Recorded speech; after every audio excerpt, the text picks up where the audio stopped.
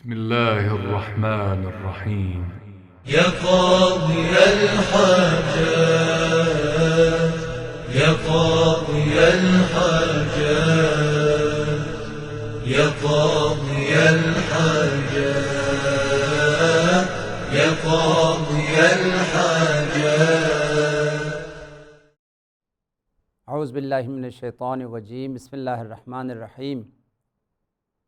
الحمدللہ رب العالمین والصلاة والسلام علی محمد وآلہ الطیبین الطاہرین الذین اذھب اللہ عنہم الرجس وطہرہم تطہیرا. اللہم صلی علی محمد وآل محمد وعجل فرجہم. اما بعد فقد قال اللہ الحکیم. بسم اللہ الرحمن الرحیم. فَإِذَا قَرَأْتَ الْقُرْآنَ فَاسْتَعِذْ بِاللَّهِ مِنَ الشَّيْطَانِ الرَّجِيمِ.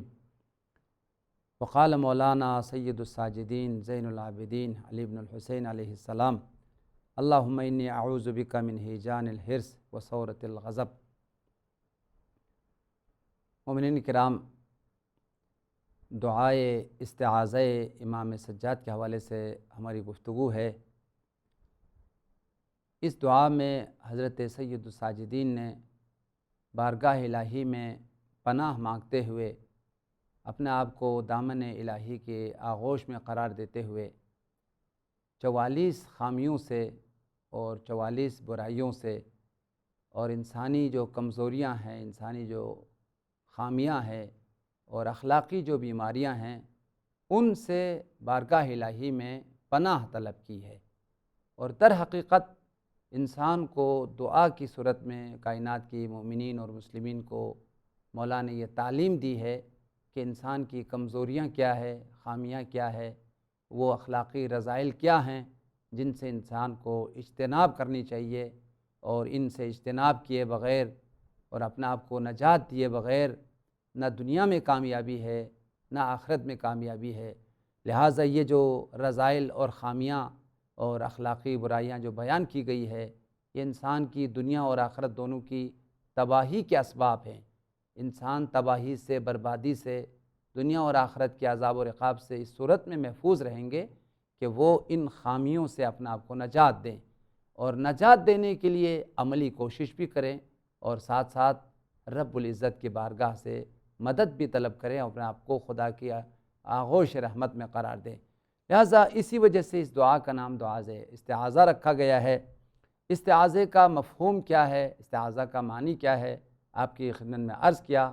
اپنے آپ کو دامن الہی میں قرار دینے کا نام اور دنیا کے شر سے، ضرر سے، عظیم نقصانات سے بارگاہ الہی میں پناہ لے کر اپنے آپ کو نجات دینے کا نام استعاذہ ہے.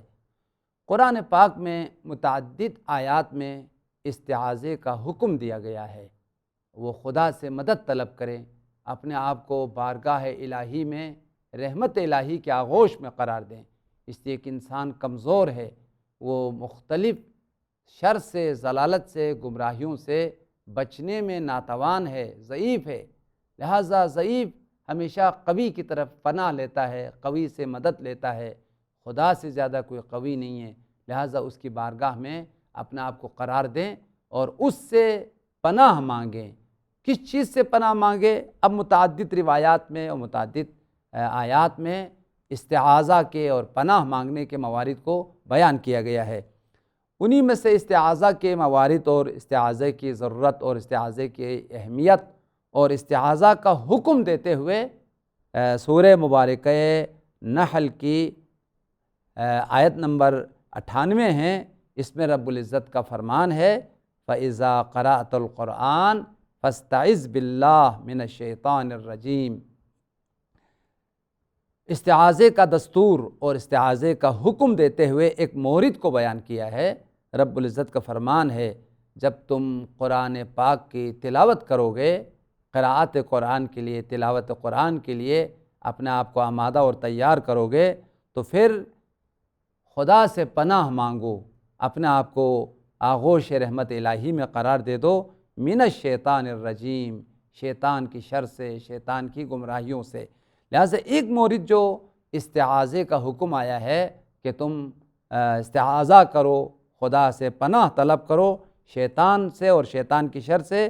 وہ قرآن پاک کی تلاوت کرنے سے پہلے جہاں قرآن پاک کی متعدد آداب ہیں، ان میں سے یہ ایک ادب بیان کیا گیا ہے کہ اعوذ باللہ من الشیطان الرجیم پڑھ کے قرآن پاک کی تلاوت کا آغاز کرو، تاکہ شیطان اس کی توجہ کو نہ ہٹا سکے۔ قرآن کے اندر جو پیغامات ہیں، رب العزت جو بشر سے خطاب کرتے ہوئے خدا کیا کہہ رہا ہے، پیغام الہی کیا ہے، دستور الہی کیا ہے، آیت میں کس چیز کا پیغام دیا جا رہا ہے، یا آیات الہی ہمیں کیا سنا رہی ہے، قرآن ہمیں کن چیزوں کی طرف ہمیں متوجہ کر رہا ہے، آیا کسی فرض کی طرف متوجہ کر رہا ہے یا کسی گناہ کی طرف متوجہ کر رہا ہے۔ تو قرآن پڑھنے سے پہلے وہ اپنے آپ کو خدا کی آغوش رحمت میں قرار دے کر شیطان کی شر سے اور شیطان کی جو ضرر ہے، یہ شیطان کی گمراہیاں ہیں، اس سے خدا سے جو ہے نا وہ پناہ طلب کرے، تاکہ شیطان اس کی توجہ کو ہٹا نہ سکے، اور اس کا جو معنویت ہے، اس کی جو روحانیت ہے، اور جو اصل پیغام قرآن تلاوت کے ذریعے سے جو انسان کو دینا چاہتا ہے، اس پیغام سے شیطان انسان کو گمراہ نہ کر سکے۔ اور حقیقی معنوں میں قرآن کی معنویت سے، قرآن کی روحانیت سے، پیغام قرآنی سے مکمل طور پہ استفادہ اس وقت ممکن ہے جب وہ توجہ کے ساتھ قرآن پڑھتا ہے، قرآن کی آیات کو، معانی کو، مفاہیم کو سمجھتا بھی ہے اور پیغام الہی پر غور بھی کرتا ہے، تو اس صورت میں وہ قرآن اس کے لیے مفید ہے، مؤثر ہے، اور ساتھ ساتھ مغفرت اور نجات کا بھی سبب ہے اور ہدایت کا بھی وسیلہ ہے۔ لہٰذا ایک مورد جو ہے وہ قرآن کی تلاوت سے پہلے ہمیں استعاذہ کرنے کی اور شیطان کی شر سے پناہ مانگ کر خدا کی بارگاہ میں اپنے آپ کو قرار دینے کی تاکید کی گئی ہے۔ اسی آیت کی ذیل میں حضرت مولا امام صادق علیہ السلام کی یہ روایت ہے، مصباح الشریعہ میں اس روایت کو نقل کیا ہے، صفحہ نمبر 38 پر یہ روایت ہے۔ مولا نے فرمایا قاری القرآن محتاج الی ثلاثۃ اشیاء، قرآن کے پڑھنے والے اور قرآن کے قاری، قرآن کی تلاوت کرنے والے، وہ 3 چیزوں کی طرف محتاج ہے۔ جب بھی وہ قرآن پڑھنا چاہتا ہے، وہ ان 3 چیزوں کا جو ہے وہ خیال رکھیں۔ پھر اس آیت سے مولا نے استدلال بھی کیا ہے۔ سب سے پہلے مولا نے فرمایا بدن فارغ، کہ وہ اس کا فکر، اس کا ذہن مکمل طور پر قرآن کی طرف متوجہ ہو، یعنی وہ اس کا بدن مکمل طور پر فارغ ہے، فکر مکمل طور پر فارغ ہے، اور وہ ذہن مشغول نہیں ہے، اور ایسی جگہ پر وہ قرآن کی تلاوت کرے جہاں کسی قسم کا شور شرابہ نہ ہو۔ آیت کو پڑھ رہا ہے تو آیت کی طرف انسان کی ذہن جائے، انسان کی فکر جائے۔ لہٰذا قاری قرآن کے لیے ضروری ہے اپنے افکار کو اور اپنے فکر کو، اپنے ذہن کو قرآن کی معانی کی طرف متوجہ کرنا اور ذہن کو فارغ کرنا دوسری چیزوں سے، اس بات کی ضرورت ہے۔ اس کے بعد فرمایا وہ موضع خال، ایسی جگہ قرآن کی تلاوت کریں جہاں کسی قسم کی رکاوٹ نہ ہو، کسی قسم کا شور شرابہ نہ ہو، وہ آیات کو مکمل طور پر پڑھ رہا ہے تو سمجھ بھی رہا ہو، وہ آیات کی طرف دقت بھی کر رہا ہو، اور آیات کا معانی اور مفاہیم اس کی ذہن پر، اس کی فکر پر، اس کی وجود پر اتر رہا ہو۔ اور تیسری چیز مولا نے فرمایا خوف خدا اس کے دل میں ہو، جب وہ قرآن کی آیات کی تلاوت کر رہا ہو، خشیت الہی کے ساتھ، خوف خدا کے ساتھ وہ آیات کی تلاوت کرے۔ پھر ذیل میں آیا اگر اس انداز سے اگر قرآن کی تلاوت کرے گا، قرآن کی جو معنویت ہے، قرآن کی جو روحانیت ہے، قرآن کی جو عظیم فیوضات ہے، وہ اس کے دل پر، اس کے ذہن پر، اس کی وجود پر اس انداز سے اثر انداز ہوگا، اس کی فکر کو نورانی کرے گا، اس کی ذہن کو نورانی کرے گا۔ اسی طریقے سے قرآن کی جو نورانی آیات ہے، وہ اس کی نور ایمان کو، نور معرفت کو تقویت عطا کرے گا، روز بر اس کی ایمان میں اضافہ ہوتا چلا جائے گا۔ اسی کو قرآن کی آیات میں بھی آیا ہے وَإِذَا تُلِيَتْ آيَاتُهُ زَادَتْهُمْ ایمانا، مومنین کی نشانیوں کو بیان کرتے ہوئے یہ سورہ مبارکہ انفال کی آیت ہے کہ مومنین وہ لوگ ہیں جو آیات الہی کی تلاوت کرتے ہیں، اور جتنا زیادہ وہ آیات کی تلاوت کرتے ہیں اتنا ہی ان کی ایمان میں اضافہ ہوتا ہے، ان کی یقین میں اضافہ ہوتا ہے، اور ان کے معنویت میں اور روحانیت میں اضافہ ہوتا ہے۔ کس وقت انسان کی معنویت میں، روحانیت میں اضافہ ہوگی؟ اس صورت میں جب وہ آیات پر توجہ کریں اور آیات کے معانی اور مفاہیم کی طرف جو وہ غور کے ساتھ اور دقت کے ساتھ جب آیات کو پڑھیں گے، تو پھر جو ہے وہ آیات کی معنویت سے اور روحانیت سے پھر اسی آیت کے ذیل میں مولا نے فرمایا وقال اللہ تعالیٰ اذا قرأت القرآن فاستعذ باللہ من الشیطان الرجیم، یہ دستور قرآنی ہے کہ جب قرآن پڑھو گے تو تم خدا سے پناہ مانگو شیطان کی شر سے، اپنے آپ کو دامن الہی میں قرار دے دو، اور اعوذ باللہ پڑھ کے مکمل توجہ کے ساتھ اور حضور قلب کے ساتھ، اور ایسی جگہ پر جہاں پر کوئی کسی قسم کی رکاوٹ نہ ہو قرآن پاک کی تلاوت کرو گے تو قرآن کے فیوزات سے تم استفادہ کر سکو گے۔ اسی طرح سے مومنین کرام سرور کائنات پر جن جو آیات جو قرآن پاک کے آیات اور سورے نازل ہوئے، ان میں سے 2 سورے اصلاً استعاذہ کے نام پر ہے۔ ان 2 سوروں کا نام معوذتین ہے، سورہ مبارکہ فلق اور سورہ مبارکہ ناس، جو قرآن پاک کی آخری 2 سورے ہیں۔ ان سوروں کو معوذتین کا نام دیا گیا ہے کہ یہ سورے در حقیقت انسان کو بہت سارے ضرر سے، نقصانات سے، شر سے محفوظ رہنے کے لیے، خصوصاً شیطان کی شر سے محفوظ رہنے کے لیے، جادو سے محفوظ رہنے کے لیے، اسی طریقے سے بدترین مخلوقات کی ضرر سے، ان کی نقصانات سے محفوظ رہنے کے لیے یہ سورہ انتہائی مؤثر ہے۔ خود سرور کائنات کی سیرت کو بیان کرتے ہوئے، پیغمبر کو دستور دیتے ہوئے دونوں سوروں میں آیا ہے۔ سورہ مبارکہ ناس کی آیت ہے قل اعوذ برب الناس ملک الناس الہ الناس من شر الوسواس الخناس الذی یوسوس فی صدور الناس من الجنۃ والناس۔ بارصورت ان آیات کی تفسیر اور ان کا جو پیغام ہے، ان کے جو مفاہیم ہے، وہ بیان کرنے کے مقام میں نہیں ہے۔ صرف استعاذہ کے حوالے سے آپ کی خدمت میں بات کرنی ہے۔ حضور صلی اللہ علیہ وسلم کو خدا کی طرف سے حکم ہوا ہے قل اعوذ برب الناس، آپ کہہ دیجئے، لوگوں کو یہ پیغام الہی پہنچا دیجئے کہ میں رب الناس کی بارگاہ میں پناہ لیتا ہوں، اور جو حقیقی بادشاہ ہے، ملک الناس ہے، تمام لوگوں کا حاکم اور بادشاہ ہے، اس کی بارگاہ میں پناہ لیتا ہوں۔ اور ساتھ ساتھ فرمایا الہ الناس، وہ ہستی جو تمام لوگوں کا معبود ہے، تمام لوگوں کا خدا ہے، رب ہے، اس کی بارگاہ میں پناہ لیتا ہوں۔ یوں تو خدا کی بہت ساری صفات ہیں، لیکن 3 عظیم صفت کی طرح اشارہ ہوا ہے۔ ایک ربوبیت کی طرف، رب الناس، وہ ہستی جو کہ پروردگار ہے تمام انسانوں کی، اور دوسری صفت فرمایا ملک الناس، وہ ہستی جو خالق ہے، مالک ہے اور حاکم ہے، اس کی بارگاہ میں پناہ لیتا ہوں۔ وہ الہ الناس، وہ ہستی جو معبود ہے، اس کی بارگاہ میں۔ کس سے پناہ مانگ رہا ہے سرور کائنات؟ من شر الوسواس الخناس، اس کی شر سے جو لوگوں کے دلوں میں وسوسے ڈالنے والا ہے اور لوگوں کی ذہنوں کو، فکروں کو منحرف کرنے والا ہے، جو کہ خناس ہے۔ یوسوس فی صدور الناس، اس خناس کا کام یہ ہے لوگوں کے دلوں میں وسوسے ڈال دیتے ہیں، ان کی یقین میں کمزوریاں پیدا کرتے ہیں، ایمان میں کمزوریاں پیدا کرتے ہیں اور ان کو راہ حق سے ہٹاتے ہیں۔ اس خناس کی شر سے میں بارگاہ الہی میں پناہ لیتا ہوں۔ اس کی بات آیا وہ ہے کون جو خناس ہے، لوگوں میں کے دلوں میں وسوسہ ڈالنے والا ہے، لوگوں کو گمراہ کرنے والا ہے، دین حق سے منحرف کرنے والا ہے؟ وہ کون ہے؟ فرمایا وہ صرف شیطان نہیں ہے۔ دین حق سے ہٹانے والے خناس بہت سارے انسان بھی ہیں اور بہت سارے شیطان بھی ہیں۔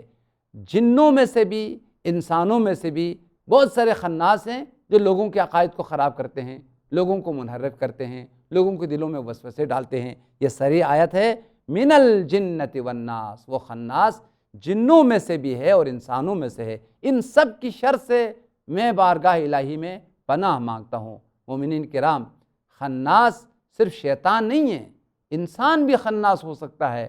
اگر وہ اپنے دوست کو گمراہ کر لے، کوئی ایسے منحرف لوگ ہیں جو لوگوں کے عقائد کو خراب کرنے والے ہیں، لوگوں کے افکار کو خراب کرنے والے ہیں، وہ بھی خناس ہے۔ خصوصاً آج کل کے میڈیا اور آج کل کے ترقی یافتہ زمانے میں وہ ساری سائٹ جو خدا کے توحید کو مشکوک بنانے والے ہیں، رسالت کو مشکوک بنانے والے ہیں، لوگوں کے عقائد اور لوگوں کے افکار کو گمراہ کرنے والے ہیں، خدا ناہستہ نوجوانوں کو گمراہ کرنے والے۔ لہٰذا مومنین کرام اس بات پر خیال رکھیں، یوٹیوب بھی خناس ہو سکتا ہے، فیس بک بھی خناس ہو سکتا ہے، پوری عالمی میڈیا جو بھی لوگوں کی دلوں میں وسوسہ ڈالے، لوگوں کو حق سے منحرف کرے، یہ سب کے سب خناس ہیں۔ لہٰذا ہمیں بارگاہ الہی میں ان چیزوں سے پناہ طلب کرنے کی ضرورت ہے، اور پناہ طلب کرنے کا مطلب صرف زبانی نہیں ہے، عملی طور پر یہ جو شیطانی افکار ہے، شیطانی ذرائع ہیں، شیطانی پروپیگنڈے ہیں، ان سب سے عملی طور پر اجتناب کرنا اور بچنا ضروری ہے۔ لہٰذا قرآن ہمیں استعاذے کا، پناہ طلب کرنے کا حکم بھی دیتا ہے، اور سرور کائنات کی سیرت کو بھی بیان کر رہا ہے کہ پیغمبر ہمیشہ پناہ طلب کرتے تھے بارگاہ الہی میں ہر اس انسان کی شر سے جو انسان منحرف کرنے والا ہے، دلوں میں وسوسہ ڈالنے والا ہے، چاہے وہ شیطان ہو چاہے وہ انسان ہو۔ جو بھی منحرف انسان ہوگا، دوست بھی دوست کو بگاڑ سکتا ہے۔ بہت ساری سوسائٹیاں ہیں جو خناس ہے، اگر خدا نخواستہ اس کی کردار کو خراب کر رہا ہے، اس کے افکار کو خراب کر رہا ہے، تو وہ شیاطین الانس ہے، وہ انسانی شیطان ہے۔ لہٰذا ان سے پناہ مانگنا، ان سے اپنے آپ کو نجات دینا اور چھٹکارا حاصل کرنا نہایت ضروری ہے۔ چنانچہ سورہ مبارکہ یوسف میں حضرت یوسف کی کامیابی اور یوسف کی نجات کا راز بیان کرتے ہوئے یہ سورہ یوسف کی آیت نمبر 23 ہے۔ اس پر رب العزت کا فرمان ہے، جب حضرت یوسف بہت سارے مشکلات اور مشقتوں میں مبتلا ہو گیا، خاص طور پر زلیخا کی شر کے سامنے جب سامنا ہوا تو اس لفظ کو کہا، قال معاذ اللہ انہ ربی احسن مثوایا انہ لا یفلح الظالمون۔ میں بارگاہ الہی میں پناہ طلب کرتا ہوں، جس چیز کی تو نے دعوت دی ہے یہ کس طرح ممکن ہے، اتنا عظیم گناہ۔ حضرت یوسف کا استعاذہ اس بات کی سبب بنی، اس وجہ سے رب العزت نے ان کو تمام مشکلات سے نجات عطا کی اور زلیخا کی شر سے، گمراہی سے ان کو نجات عطا کی۔